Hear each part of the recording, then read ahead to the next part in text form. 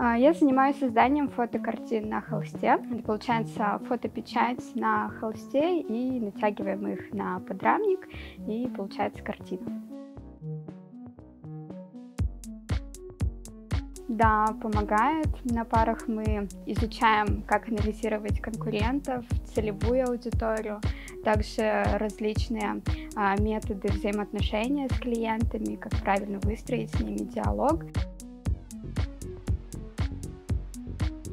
Я увидела, что наша девочка из Сыктывкара запускает курс по тому, как зарабатывать деньги на фото на холсте. Я посмотрела, мне очень понравилась эта идея, мне показалось, что это очень просто разобраться в этом вопросе, изучить информацию, которая есть в свободном доступе.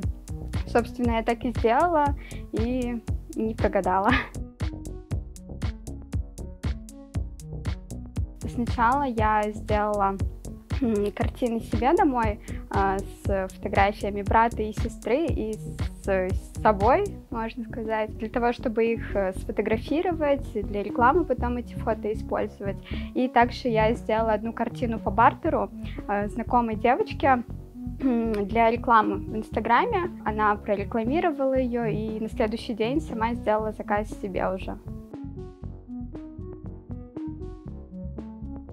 Я сама из Усть-Кулома, у нас вообще не было конкурентов, то есть я это первая начала делать, можно сказать. Я делала рекламу на подслушано, сарафанное радио, повторные клиенты приходили, постоянные клиенты уже есть, и, собственно, как-то так друг другу люди рекламируют, и так и получается. Да, в планах также выходить на город. Сейчас есть заказ в городе, но это, можно сказать, люди, которые из Усть-Кулома, но живут в городе, и они знают меня как человека, что я этим занимаюсь, и у меня заказывают. Ну, тут достаточно перенасыщенный рынок, очень много людей, которые этим занимаются. Можно, но я уже понимаю, что здесь будет немного меньше рынок. Мы работаем с любыми фотографиями, то есть, допустим, клиент может принести как печатные фотографии старые, мы их восстановим, отредактируем и сделаем портрет. Мы можем с разных фотографий соединить фото на один холст и сделать картину, заменяем фоны, детали какие-то добавляем, убираем. В общем, все, что клиент хочет, мы делаем.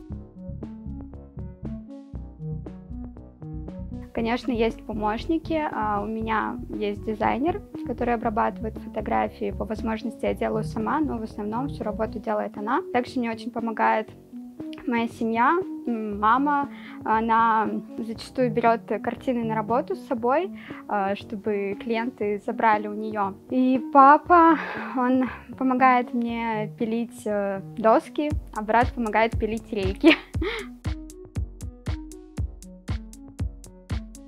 Было сложно делать сами подрамники, выходило так, что они получались, ну, в общем, угол не совпадал, был не 90 градусов, поэтому часто приходилось переделывать, но сейчас перешли на более качественный материал, что позволяет делать более качественные подрамники. Мне кажется, самое важное — это уметь привлекать клиентов, потому что ты можешь делать потрясающие вещи, но из-за того, что у тебя не будет навыков привлечения клиентов, ты не сможешь на этом зарабатывать. Поэтому, мне кажется, это самое важное. Сначала, получается, я заказывала печать в типографии и работала с ними. Потом я узнала о том, что можно взять социальный контракт на развитие своего бизнеса. Я его оформила, очень быстро получила выплату и вот, собственно, реализую этот соцконтракт. Я уже закрыла, получается, год у меня прошел, я отчетность закрыла, но и сейчас продолжаю вот работать как самозанятая. Ну, мне кажется, мое дело придало уверенности в себе. Я поняла, что я могу напрямую влиять на свой доход. Поначалу было тяжело. потому что я работала с типографией в городе, как бы у них заказывала распечатку и сама уже натягивала холст на подрамник. Помню, еще делала все это в общежитии. Сейчас у меня свое оборудование, и как бы проще намного. Реклама, конечно же, ведение соцсетей.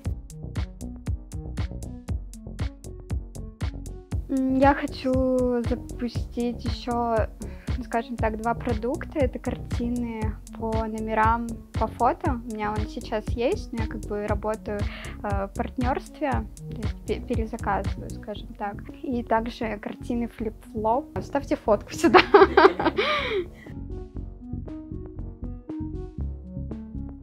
Ну, не бояться. Мне кажется, нужно просчитать все исходы того, что ты начнешь это делать или не начнешь, посмотреть, что будет, если, ну, какие самые худшие последствия могут быть, если ты начнешь это делать или же не начнешь.